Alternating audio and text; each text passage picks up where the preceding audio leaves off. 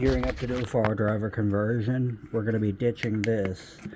Most of these connectors aren't going to be important until you start installing accessories. All you need to worry about is this right here. Your power, these three which go to your motor, and then this connector, which is your hall sensor. Now I'm going to take and terminate each of these the same as I did here, so that I can keep these connectors and just put on my rings. And that's easy peasy. We're going to be deleting the display for now and all of the lights, but that'll be to come later. Alright, we're back, and you can see that I've added the connectors onto some ring terminals and went ahead and put them in my fardriver. And we're using a 72200 for this project here, because it's going to closely resemble what the factory had. Alright, so we have all of our connectors hooked up here. We terminated these with ring connectors, hooked them back up. We've got the controller back in.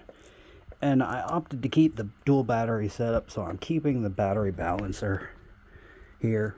We've terminated this off here and divided the XT90 just because we needed some extra wire length. Don't do that though. Don't be stupid. You know, get the proper shit. This is definitely not proper wiring. This isn't connected, but still, don't leave exposed shit. Don't be an asshole like me. You know, pretty standard over here. The only thing left to hook up really is the hall connector and this, which is your wiring harness. We're going to terminate the other end of this onto the wiring harness and get rid of the stock fardriver connector just because nobody uses it. We'll pull that from over here on this old controller. You see we've already pulled connectors off of it.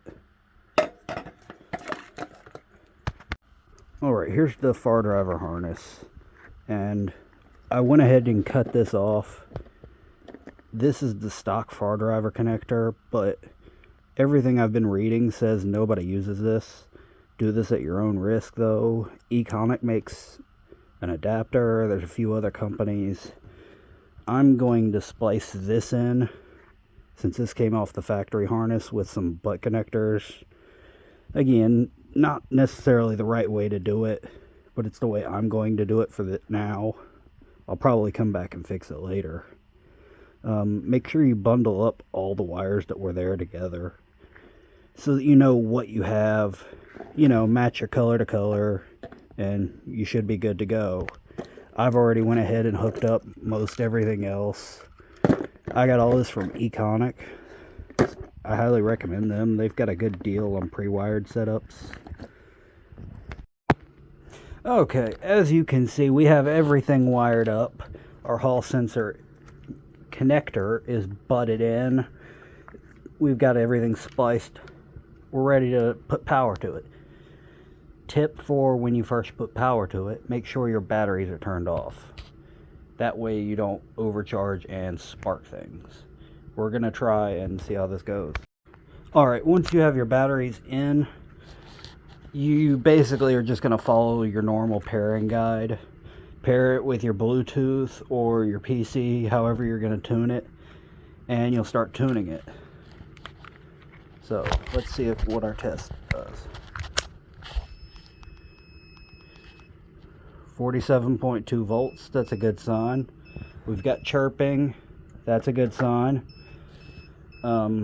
Yeah, from here, just do your pairing.